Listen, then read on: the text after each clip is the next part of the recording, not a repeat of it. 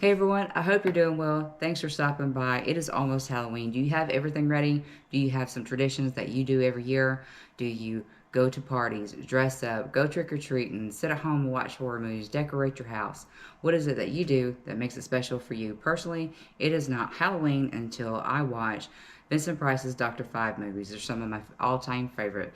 And also, every year, The Walking Dead normally airs its last season in mid-October, and with 11-year run and coming to an end, this zombie look is to celebrate the work and the special effects artist Greg Nicotero, who I admire, who has done so much for the zombie genre. We have seen zombies that had just turned, zombies that have walked and been walking and dead for a long time, very necrotic skin. We've seen zombies submerged in water, stuck in the mud, and even zombies with moss growing on them. So in order to celebrate Nicotero's work and The Walking Dead coming to an end, I turned myself into this zombie. So let's just get into the footage.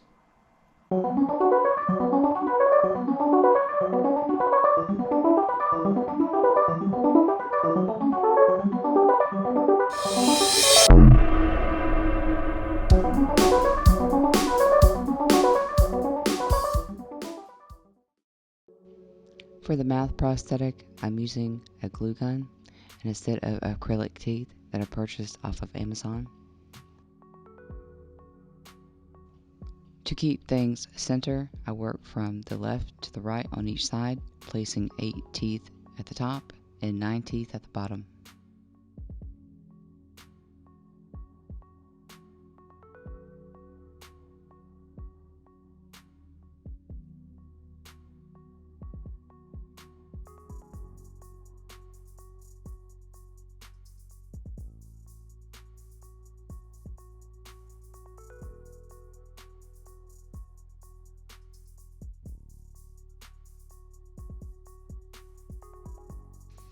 To secure the teeth even more, I lay a layer of glue at the edge, at the top and at the bottom, and I also lay some glue on the sides just so I could pull that off of the prosthetic later a lot easier.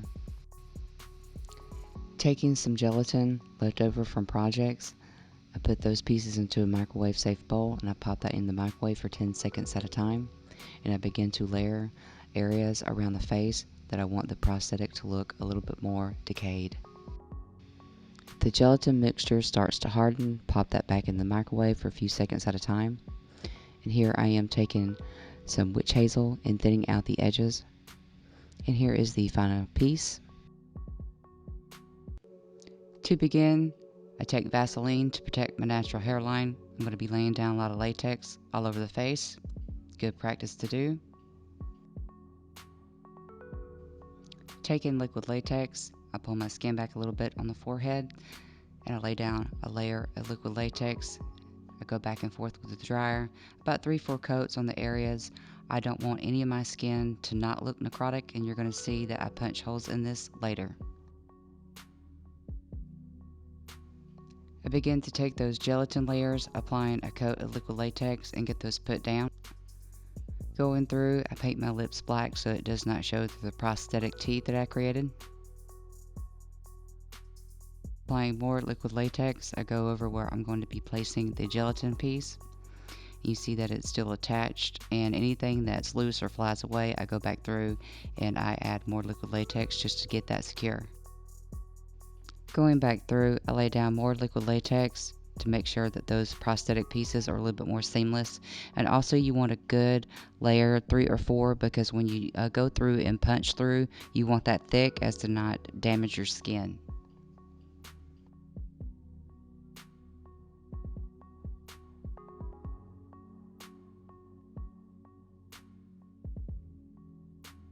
I'm taking instant oatmeal and liquid latex and I'm giving that a good mix. This is a technique that I know that Nicotero uses to create texture without having to build up layers with cotton. And this is the wound I'm using, the wound that turned me into a zombie. So I'm building that up and packing that in. I'm using this formula to go through and just make textures in certain areas. The thing about zombie makeup is that the skin is necrotic and it falls off in different areas, usually where it's the most thin, forehead, nose, and around the mouth. I figured a zombie would be eating a lot, and so the first thing that would probably rot off first is the part that moves the most, which is the mouth and the eating. Making sure that all my liquid latex is dry, I give that a coat of setting powder. With a lighter foundation and a blender, I go through and I just lay that down and make sure to cover the areas around the neck, the ears, the prosthetic pieces, down to the hands and arms. You want to make sure that the skin looks a little bit more dead, a little less color on all areas that are exposed. One thing I enjoy about The Walking Dead is they use practical special effects makeup along with CGI, and if you notice in the thumbnail, my eyes are a little bit yellowish. I do not use contacts currently at this time because of an injury to my eye, but maybe later on, you never know. Going in with eyeshadow, I lay down areas of gray and black. Anything that's sunken in, now black's going to make those eyes appear really sunken in, so concentrate more in the corners, working your way out. Taking a tool, I go through and I begin to punch layers up underneath the skin. Now this zombie's got several different layers of necrotic skin, some more deep than others. Just be careful when you're going through and punching through that you do not puncture the skin and cause wounds on your face. Just take it very slow and very easy. If it's thick like this 4-layer that I have with liquid latex, what you're going to want to do is punch through and hold the area down. The more you stretch it, the bigger the wound will become, and those pieces that snap back will mimic folding skin.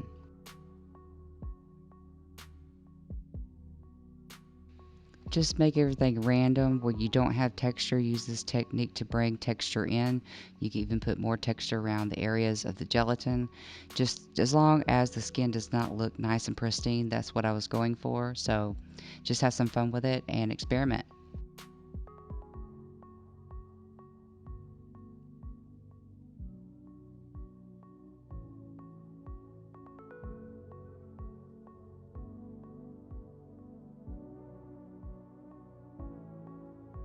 Going in with a dark brown palette, I'm keeping these colors to dark grays, blacks, and browns.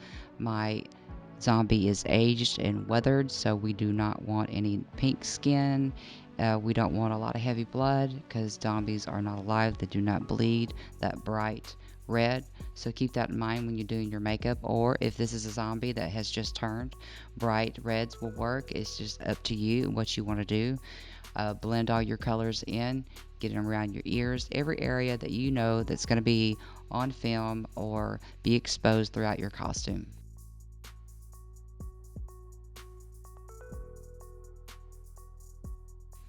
Do keep in mind when you're setting your colors, the flesh that's sunken in, anything that has got a deep pocket needs to be darker, and things on the outside need to start to lighten up. I use lighter colors with greens and yellows just to get that skin looking very necrotic.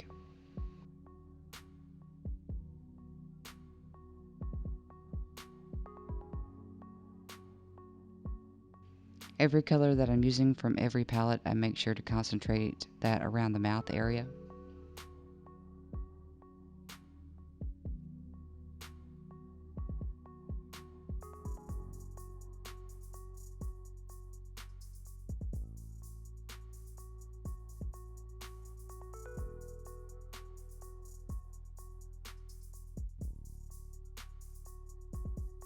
Using my alcohol-based paints, I go through and pick out some yellows, some greens, and some reds, a little bit of black.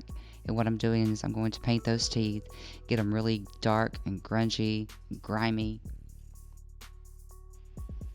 I go through and concentrate around the teeth and areas that have those deep pockets. Just continue to build up color, and it's your layering and coloring that's going to make the zombie really look like a zombie.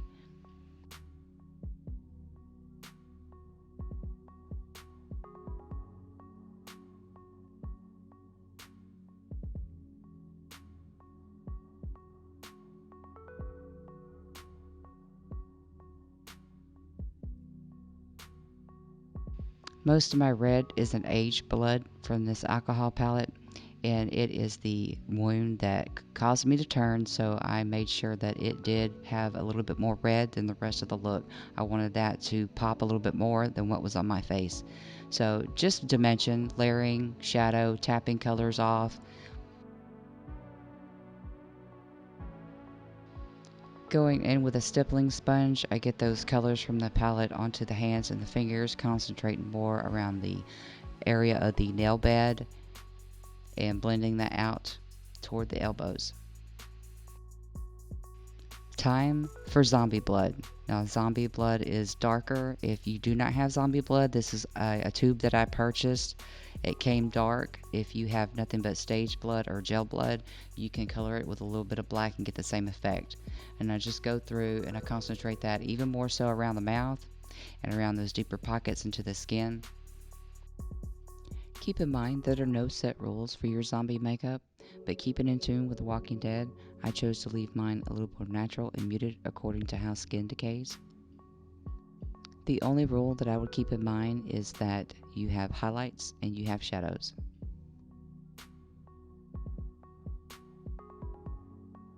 Going back through with my stipple sponge, you see how lightly I tap the colors, barely touching the skin. If you have areas that are still not looking necrotic and as dead as you would like it, use this stippling sponge and get those colors saturated.